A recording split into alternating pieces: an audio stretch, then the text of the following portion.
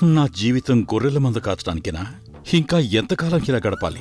నా చేతులు కత్తి పట్టకపోతే వృధా, నా కాళ్ళు యుద్ధరంగంలో పాదం మోపకపోతే నష్టమే. ఏదో ఒకరోజు నేను రాజ్యాలు గెలుస్తాను.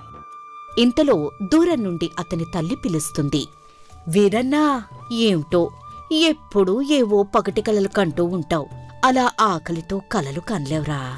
ఇలా వచ్చి భోజనం చేయి, భోజనం సిద్ధమైంది అనగానే తల్లి దగ్గరికి వెళ్లి చిరునవ్వుతో, అమ్మా, కలలు కంటూ ఆకలిని మర్చిపోతాను. కడుపు నిండే అన్నం నువ్వు పెడతావు, కాని హృదయం నింపేది ఆ కలలే అమ్మా. ఏదో ఒకరోజు నువ్వే గర్వంగా చెప్తావు, నా కొడుకు రాజు అని. అనడంతో ఆ తల్లి మమకారంగా అతని తలమీద చేయి పెడుతూ, కాని జ్ఞాపకం ఉంచుకో, కష్టపడకుండా కలలు నిజం కావు. ధర్మ మార్గంలో నడిస్తేనే నీకు విజయం లభిస్తుంది. అమ్మా, నా దారి ధర్మమే, నా ధైర్యం నా బలం. దేవుడు సాక్షిగా చెప్తున్నానమ్మా, ఒకరోజు నేను సింహాసనం మీద కూర్చుంటానమ్మా. అలా వీరన్న తల్లితో మాట్లాడుతూనే నిద్రలోకి జారుకుంటాడు. ఇక ఆ రాత్రి వీరన్నకు ఒక చిత్ర విచిత్రమైన కలొస్తుంది. తాను ఒక కొండ ఎక్కుతున్నట్టు, కొండపైకి చేరేసరికి అక్కడ ఉన్న ఒక బంగారు సింహాసనంలో తాను కూర్చున్నట్టు కనిపిస్తుంది. ఆ సింహాసనంలో అతడి పక్కనే రాణి వేషంలో ఒక సుందరి నిలబడి చిరునవ్వు చిందిస్తూ ఉంటుంది. దాంతో నిద్రలోనే వీరన్న కలవరపాట్లు పడుతూ, అయ్యో, నేను రాజును, నిజంగానే రాజును. ఈ సింహాసనం మీద కూర్చోవడం కల మాత్రమేనా, లేక నిజమవుతుందా అని ఆ కల నుండి ఒక్కసారిగా లేచి చెమట తుడుచుకుంటూ చుట్టూ చూస్తాడు. అయ్యో, ఇది కలేనా? కాని ఎంత అద్భుతమైన కలొచ్చింది. దేవుడా, ఇది నిజమైతే బాగుండు అని అనుకుంటాడు. అయితే ఆ తర్వాత రోజు కూడా వీరన్నకు అదే కలొస్తుంది. దాంతో, ఇప్పుడు నాకొచ్చిన కల ఒక్కసారి కాదే, రెండోసారి కూడా వచ్చింది. దేవుడు నాకు ఏదో ఒక దారి చూపుతున్నాడు. ఈ కల వ్యర్థం కాదు. అమ్మ చెప్పిన మాట బహుశా నిజం కానుందేమో. అలా మూడవ రోజు కూడా వీరన్నకు అదే కలొస్తుంది. ఇప్పుడు మాత్రం అతనికి ధైర్యం మరింత పెరుగుతుంది. ఇక లాభం లేదు. రేపు ఉదయాన్నే నేను నా కల చూపించిన ఆ కొండెక్కుతాను. ఏమో, ఆ కొండ అవతల నేను ఎదురుచూస్తున్న ఆ సింహాసనం ఉందేమో. అలా గట్టిగా సంకల్పం చేసిన వీరన్న మరుసటి రోజు ఉదయం తన కల చూపించిన దారిలోనే అడుగులు వేస్తాడు. అలా మధ్యాహ్నానికి ఆ కొండపైకి చేరుకుంటాడు. అమ్మయ్యా, ఎంత శ్రమైనా చివరికి పైకి చేరాను. ఇప్పుడు నా కలలో చూసిన సింహాసనం కనిపిస్తుందేమో అని చుట్టూ పరిశీలిస్తాడు. కాని అక్కడ రాళ్ళు, ముళ్ళు, చెట్లు తప్ప మరేమీ కనిపించవు. దాంతో నిరాశగా, ఏంటిది, ఇక్కడ సింహాసనం లేదు, రాణి లేదు అంటే నా కలలు అబద్ధమా అని కాసేపు నిశ్శబ్దంగా ఆలోచిస్తాడు. తర్వాత ఆకాశం వైపు చూస్తాడు. కాదు కాదు, ఆ దేవుడు చూపిన దారి తప్పు కానే కాదు.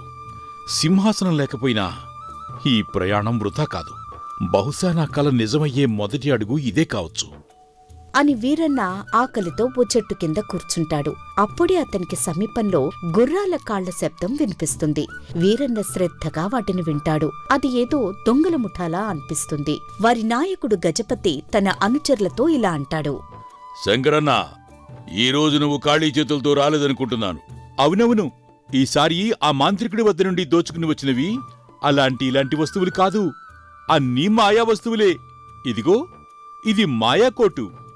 దీని జేబులు తిరిగిస్తే బంగారం వర్షంలా కురుస్తుంది. అవునా? అద్భుతం. రాఘవా, నువ్వేం తెచ్చావు? నేనేం తక్కువ తినలేదన్నా. ఇదిగో ఈ శిరాస్త్రం తెచ్చాను. దీన్ని తలపై పెట్టగానే 3 దిశలా బాణాల వర్షం కురుస్తుంది. మహా అద్భుతం. అంటే ఇప్పుడు మనల్ని ఓడించగలిగే శత్రువు ఎవడూ లేడన్నమాట. అనగానే వారిలో భీమన్న ముందుకొచ్చి, ఇంకా వినండి, నేనొక మాయాకత్తి సంపాదించాను. దేన్ని నేలలో పొడిస్తే ఒక్క క్షణంలో 1000 మంది సైనికులు పడతారు. భాడా, మీరు ఒకరిని మించిన వారు ఒకరు. ఈ రోజు అద్భుత ఆయుధాలు తీసుకువచ్చారు. ఇక మన భవిష్యత్తు మారనుంది. పదండి, ఈ రోజుకి ఇక్కడే విశ్రాంతి తీసుకుందాం అని వారు మాట్లాడుకుంటున్న మాటలు వీరన్న చెట్ల చాటు నుంచి దాక్కుని శ్రద్ధగా వింటూ ఉంటాడు. దేవుడా, ఇవి దొంగల చేతిలో ఉంటే రాజ్యాలు నాశనమవుతాయి. కాని నా చేతిలో ఉంటే ధర్మం నిలబడుతుంది. ఈ రోజు నా అదృష్టం తలుపు తట్టింది. దొంగలు ఆ మాయా వస్తువులను గోడకు ఆంచి తలదాచుకుని నిద్రలోకి జారుకుంటారు. అలా ఆ దొంగలు నిద్రలోకి జారుకున్న తర్వాత మెల్లగా ఆ గోడ దగ్గరికి చేరుకుంటాడు. వాళ్ల వద్ద ఉన్న ఆ 3 అద్భుత ఆయుధాలను తీసుకుని నెమ్మదిగా బయటకొచ్చి తనలో తాను ఇలా అనుకుంటాడు. ఇక ఇప్పటినుంచి ఈ వీరన్న పశువుల కాపరి కాదు, మహావీరుడు వీరసింహుణ్ణి. నా జీవితం ఇక సాధారణం కాదు. దేవుడా, నువ్వు నాకు తోడుంటే నేను అనుకున్నది సాధిస్తాను.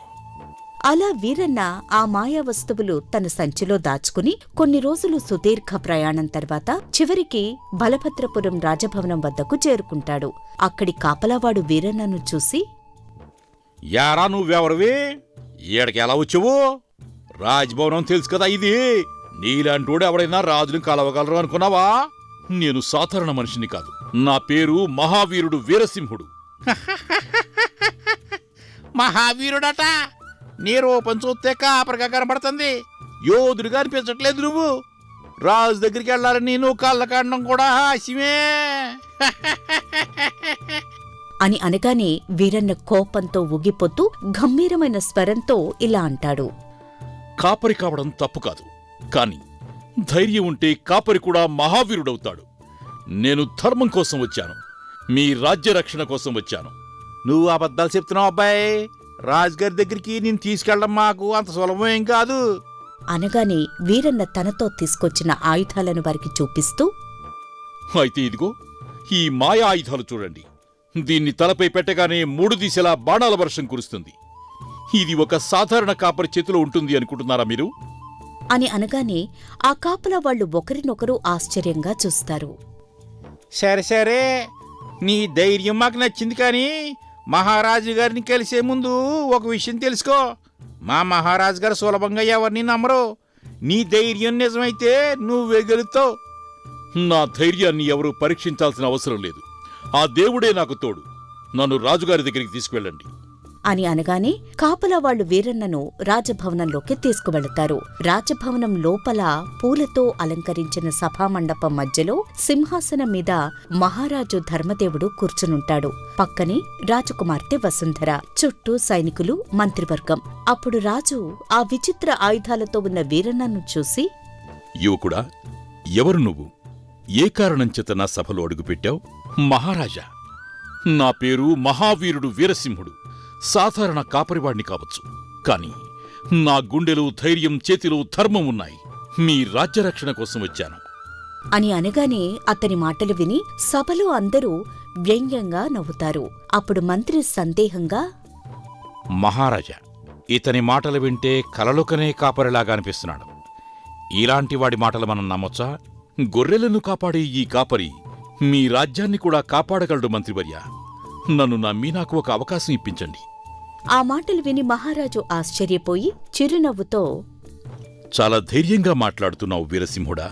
కాని నీలో ఉన్న ఆత్మవిశ్వాసానికి కారణం ఏమిటి? నిన్ను ఎలా నమ్మమంటావు? అని అనగానే వీరన్న ముందుకు వచ్చి తన సంచిలోని వస్తువులను చూపిస్తాడు. సభంతా నిశ్శబ్దమవుతుంది. మహారాజా, ఇదిగో ఇది మాయాశిరాస్త్రం. దీన్ని తలపై ధరించినప్పుడు 3 దిశలా బాణాల వర్షం కురుస్తుంది. ఇక ఇదిగో ఇది మాయాకత్తి. భూమిలో ఒక్కసారి పొడిస్తే 1000 మంది సైనికులు ఒక్క క్షణంలో పుడతారు. ఇక ఇదిగో ఇది మాయాకోటు. మనకు ధనం కావాలనుకున్నప్పుడు దాని జేబులు తిరిగేస్తే బంగారం కురుస్తుంది. ఈ శక్తులన్నీ నా చేతిలో ఉన్నాయి, కాని వీటిని నేను చెడుకు కాదు, మంచికి మాత్రమే వాడాలి అనుకుంటున్నాను. అని చెప్పడంతో సభలో అందరూ ఆశ్చర్యపోతారు. యువరాణి వసుంధర కళ్లల్లో ఆనందం మెరుస్తుంది. నీ మాటలు నన్ను ఆకట్టుకున్నాయి వీరసింహ. కాని మాటలు మాత్రమే సరిపోవు.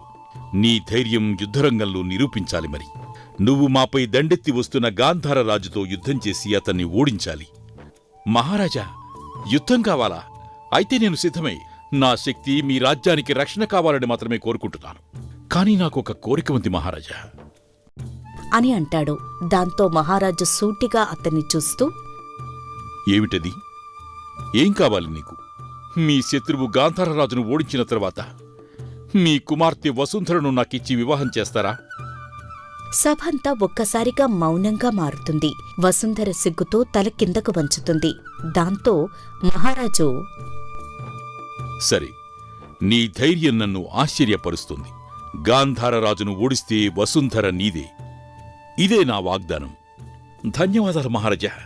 ఈ శక్తులు నాకు ధైర్యాన్ని ఇస్తాయి. కానీ ఈ రాజ్యం కోసం నేను నా ప్రాణాన్ని అర్పించడానికి సిద్ధమయ్యాను. అలా వీరన్న రాజుగారి వద్ద సెలవు తీసుకుని వెంటనే యుద్ధరంగంలోకి అడుగుపెడతాడు.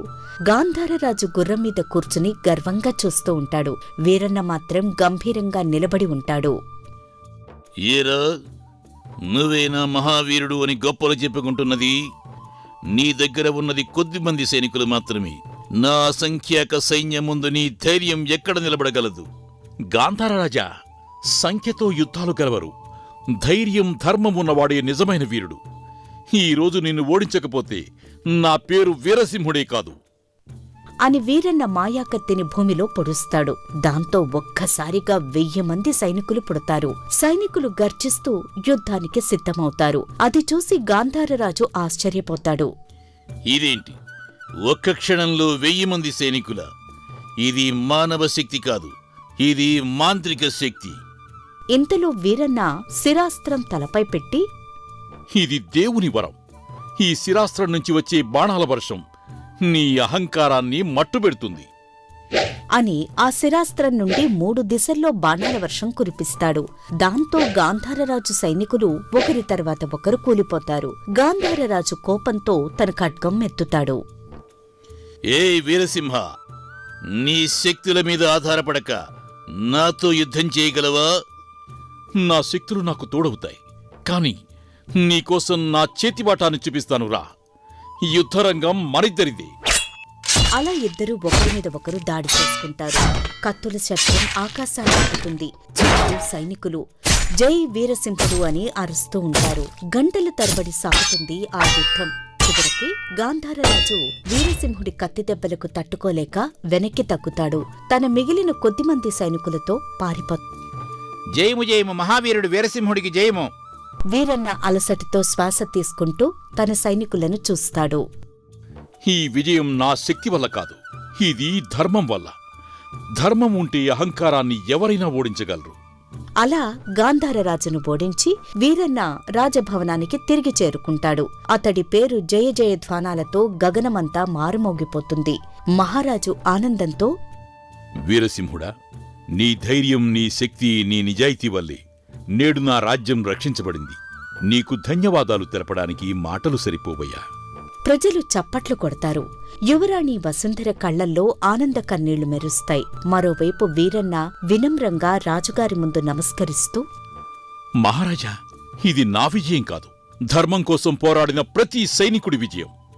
మీ ఆశీస్సులు, నా ధైర్యం, దేవుని కృప ఇవే నన్ను గెలిపించాయి.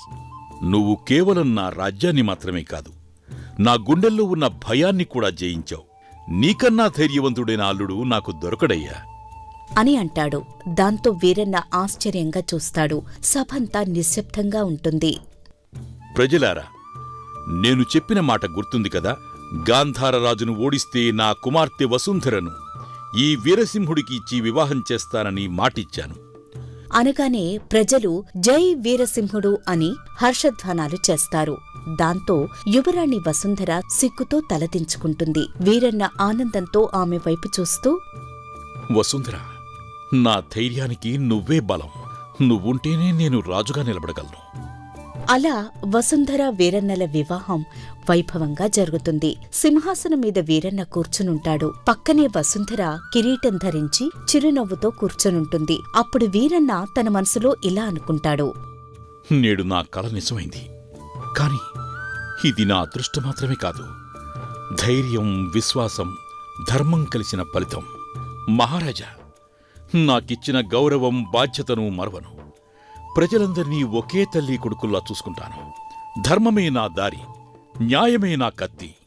అలా ఒక పశువుల కాపరి తను కన్న కలల సాకారానికి నిజాయితీతో మహావీరుడిగా మారి రాజసింహాసనాన్ని అధిష్ఠిస్తాడు. కలలు అందరూ కంటారు. కాని ధైర్యం, కష్టం, ధర్మం కలిసినప్పుడే ఆ కలలు నెరవేరుతాయి.